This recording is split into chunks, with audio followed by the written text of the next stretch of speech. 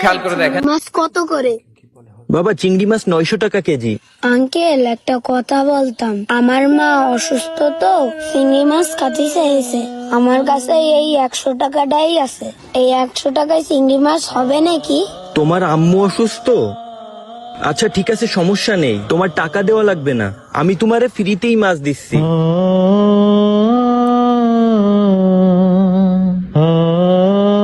এই নাও বাবা, তোমার মাকে খাইও, ঠিক আছে? ঠিক আছে। তোমার কোনো টাকা দেওয়া লাগবে না।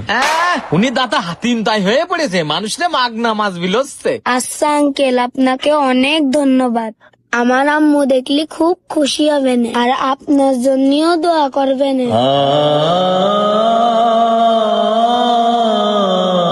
আচ্ছা মাছ লাগলে আবার আইসো, সাবধানে যাও। শোন, তোর ব্যবসা করা লাগবে না, মাছগুলো মাগনা বিলো, আর এই জায়গায় শুয়ে থাক। আমার মাছ সব বেচা শেষ, আমি চলে যাচ্ছি। শোন, তোর এই মাছ বেচে বাড়ি যেতে হবে না, আমার মাছ বেচা শেষ, আমি চলে গেলাম, তুই থাক, ব্যবসা করতে আইস।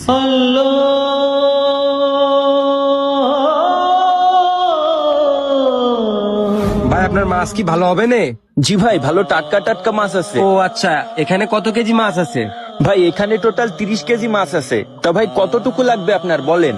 সবটুকুই দিয়ে দাও, আমার বাসায় কালকে বিয়ের অনুষ্ঠান তো, এই সবগুলোই লাগবে না।